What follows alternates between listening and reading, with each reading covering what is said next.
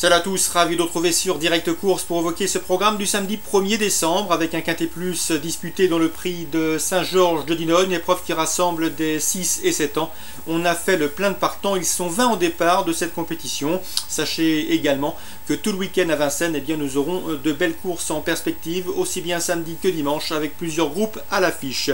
Le quintet, eh bien, j'ai fait de mon favori numéro 9 Samedi Gibus. Sébastien Baud, son entraîneur d'hiver, a fait de cette course un objectif. Le cheval sera déféré des 4 pieds pour la première fois. Il faut compter sérieusement avec lui. Ensuite, j'ai retenu des chevaux du deuxième échelon. Le numéro 20, Sissi du Morin, jument régulière, dure à l'effort, qui répète toutes ses courses. Elle fait face à un bel engagement, elle doit en profiter. Le 19, Seven d'Olivry. Attention, le cheval retrouve progressivement la bonne carburation. Il est déféré des 4 pieds. L'écurie de Laurent Claude Abrivard est en forme. Mieux vaut donc s'en méfier.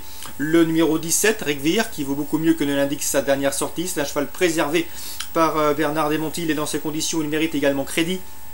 Le numéro 14, Scooby Job, à la faveur d'un parcours complet au trot, il a parfaitement les moyens de jouer les premiers rôles. Le 18, Rajat Venel, qui reste sur une série de bons résultats, à lui de confirmer en région parisienne, sachant qu'il manque de référence à Vincennes. Le numéro 6, Sophia de Vandel, elle est un petit peu lunatique, caractérielle, mais lorsqu'elle est décidée, elle a parfaitement les moyens de s'adjuger une course comme celle-ci.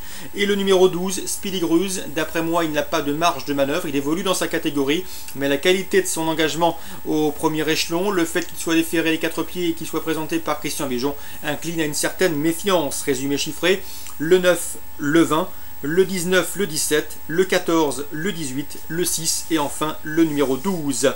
Voilà donc pour ce quintet du samedi 1er décembre. Les autres courses, eh bien un petit mot rapide sur le prix Paul Buquet, un groupe 2 disputé sous la selle. Belle épreuve en perspective puisqu'on retrouve au départ le phénomène Rapide Lebel qui n'a pas manqué ses débuts sous la selle pour s'imposer plaisamment dans le prix Reynolds, et ce dans un chrono des plus convaincants. Ici il doit rendre 25 mètres, mais à mon avis ça ne va pas l'empêcher de gagner. Le 308 Rapide Lebel, il retrouvera sur sa route le 303 Riglorieux des Bois, le 306 Risque Tout, c'est Dauphin dans le prix Reynolds, mais attention, le 301 Le Cannibal est un débutant ambitieux sous la selle. Kif de Villeneuve, lauréat du dernier prix de Cornulier, sera également suivi avec un vif intérêt. Donc je vous conseille surtout le 308 Rapide Lebel si la cote vous semble intéressante. Derrière, pour les couplets, il faut à mon avis ouvrir vos jeux. Dans le prix Vourazy, un groupe 3, pendant du prix Vourazy disputé la veille, pour les mâles de 2 ans, le prix Vourazy lui s'adresse aux pouliches de 2 ans. D'après moi, 3 pouliches se détachent. Le 811 Axel Dark, qui a remporté ses 3 premières courses publiques avec la manière, elle est estimée, c'est une fille de Relicache présenté par Philippe Allaire. Le 810 Alizé de Cristal qui vient de la devancer dernièrement lors de leur dernière confrontation commune dans le prix Louis Cauchois. Attention à elle également, elle possède une belle accélération. Et attention aussi au 809 Aina Josselin, tout simplement invaincu en 3 courses publiques.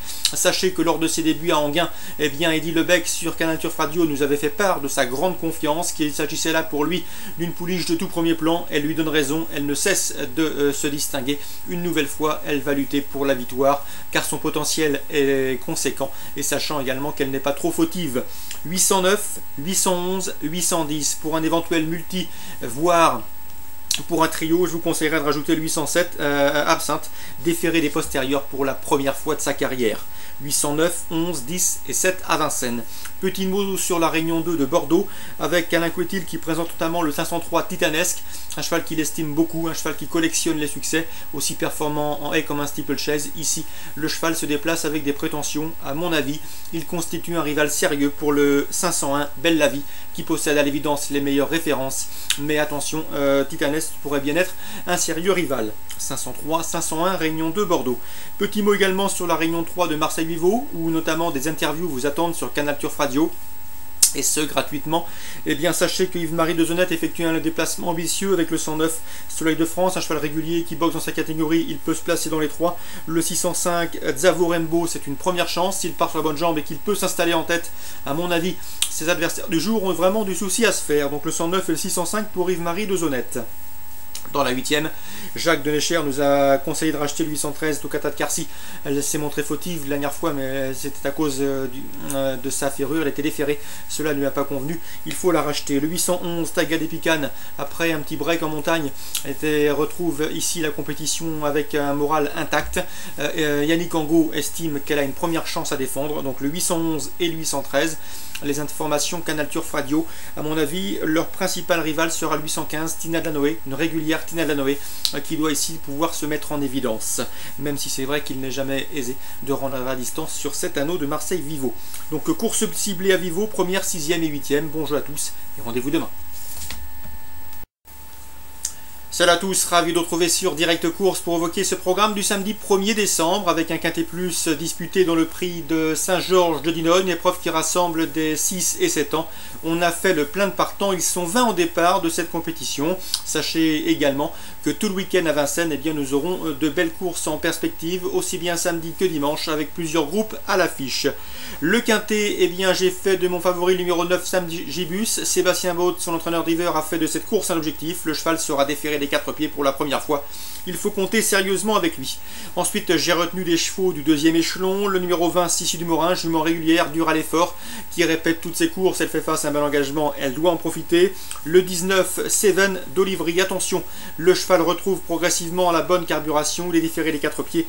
L'écurie de Laurent Claude Abrivard est en forme. Mieux vaut donc s'en méfier. Le numéro 17, Rigvir, qui vaut beaucoup mieux que ne l'indique sa dernière sortie. C'est un cheval préservé par Bernard Desmontil et dans ces conditions, il mérite également crédit. Le numéro 14, Scooby Job, à la faveur d'un parcours complet au trot, il a parfaitement les moyens de jouer les premiers rôles. Le 18, Rajat Venel, qui reste sur une série de bons résultats, à lui de confirmer en région parisienne, sachant qu'il manque de référence à Vincennes. Le numéro 6, Sophia de Vandel, elle est un petit peu lunatique, caractérielle, mais lorsqu'elle est décidée, elle a parfaitement les moyens de s'adjuger une course comme celle-ci. Et le numéro 12, Speedy Gruz, d'après moi, il n'a pas de marge de manœuvre, il évolue dans sa catégorie, mais la qualité de son engagement au premier échelon, le fait qu'il soit déféré les 4 pieds et qu'il soit présenté par Christian Bijon incline à une certaine méfiance. Résumé chiffré, le 9, le 20, le 19, le 17, le 14, le 18, le 6 et enfin le numéro 12. Voilà donc pour ce quintet du samedi 1er décembre. Les autres courses, eh bien un petit mot rapide sur le prix Paul Buquet, un groupe 2 disputé sous la selle.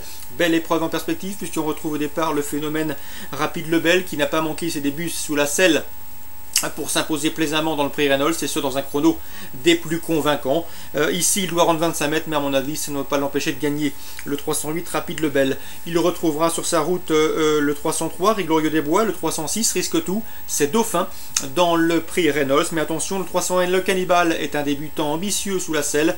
Kif de Villeneuve, lauréat du dernier prix de Cornulier, sera également suivi avec un vif intérêt. Donc je vous conseille surtout le 308 Rapide Lebel si la cote vous semble intéressante. Derrière, pour les couplets, il faut à mon avis ouvrir vos jeux.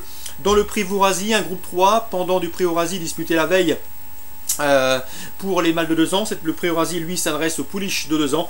D'après moi, 3 pouliches se détachent. Le 811 Axel Dark, qui a remporté ses 3 premières courses publiques avec la manière, elle est estimée, c'est une fille de Relicache présentée par Philippe Allaire.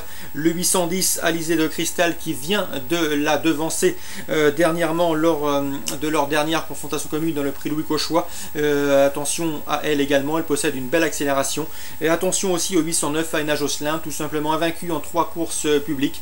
Sachez que lors de ses débuts à Anguin, eh bien Eddy Lebec sur Canal Turf Radio nous avait fait part de sa grande confiance, qu'il s'agissait là pour lui d'une pouliche de tout premier plan. Elle lui donne raison, elle ne cesse de se distinguer. Une nouvelle fois, elle va lutter pour la victoire, car son potentiel est conséquent, et sachant également qu'elle n'est pas trop fautive. 809, 811, 810 pour un éventuel multi, voire pour un trio, je vous conseillerais de rajouter le 807 Absinthe, déféré des postérieurs pour la première fois de sa carrière. 809, 11, 10 et 7 à Vincennes. Petit mot sur la Réunion 2 de Bordeaux, avec Alain Couetil qui présente notamment le 503 Titanesque, un cheval qu'il estime beaucoup, un cheval qui collectionne les succès, aussi performant en haie comme un steeplechase. Ici, le cheval se déplace avec des prétentions. À mon avis, il constitue un rival sérieux pour le 501 Belle la Vie, qui possède à l'évidence les meilleures références. Mais attention, Titanesque pourrait bien être un sérieux rival. 503, 501, Réunion 2 Bordeaux. Petit mot également sur la Réunion 3 de Marseille-Vivo, où notamment des interviews vous attendent sur Canal Turf Radio. et ce gratuitement.